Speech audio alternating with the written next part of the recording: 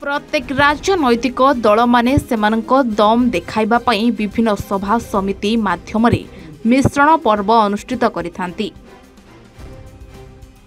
सेहीपरि भावे जगतसिंहपुर जिला बालिकुदा एडसमा निर्वाचन मंडलीर बीजेपी दल पक्षरु बालिकुदा बीजेपी पार्टी ऑफिस सम्मुख में एक मिश्रण पर्व बीजेपी युवनेता सत्य सारथी महांती नेतृत्व में अनुष्ठित होता।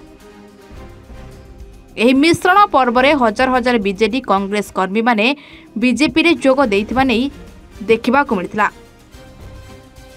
जगतसिंहपुर जिला सभापति और चिलिका विधायक प्रशांत जगदेव उपस्थित रे एही मिश्रण पर्व अनुष्ठित होइथिबा देखिबा को मिलितला।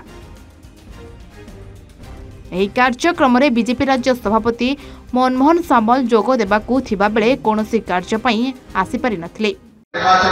ये जणे दि जनर कथा नाही, ओडिशार जेते युव मु जगतसिंहपुर कथा कहूनी, मु ओडिशा कथा कहूची। से भली से बापी सर्कल हुंतु कि चिरंजीव विश्वाल हुंतु, एई बड़ी हजार हजार युव नेता मोटू ठू मालकानगिरी ठू मयूरभंज सुंदरगढ़ ठू पुरी समस्त युवक नेता माने आग्रह प्रकाश करछिन। आपण देखंतु निर्वाचन पूर्वरु हजार हजार युव नेता हजार हजार सैनिक माने जनसाधारण माने भारतीय जनता पार्टी एवं पद्मर लहर स्थान किसी ना वर्तमान लोक पद्म को दबा को अच्छी किए प्रार्थी हम किए न हम से लोकंर मत ना मत है परिवर्तन दुनिया भारतर विकसित भारत एवं व्यवस्थार परिवर्तन। निर्वाचन मंडल 55 पंचायत 12,000 रु 15,000 लोक लिस्ट आसी सारी।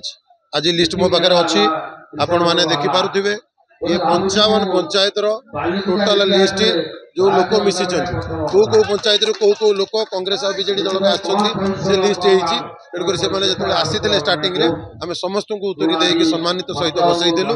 आज जेहेतु बाहागर थिला से माने 3टा पर रही पारिबेनी बोली हमको आगुरी कही। आज बहुत बाहागर अच्छी तेणुक 55 पंचायत जो माँ मैंने गुरुजन माने भाई भौणी माने युवपीढ़ी जिते लोक आसी समस्त कार्यकर्ता को धन्यवाद दूची कि तांकर यही भल पाइबा मोदी प्रति भारतीय जनता पार्टी प्रति छाऊ यही प्रकार आज मिश्रण पर्व में बालिकुदा एरसमा से माने प्रूव कर देइछंती कि निश्चिंत एथर बालिकुदा एरसमा निर्वाचन मंडली रे भारतीय जनता पार्टी विजय करियो। धन्यवाद। बालिकुदारू कमलाकांत बारिंग रिपोर्ट A1 ओडिशा।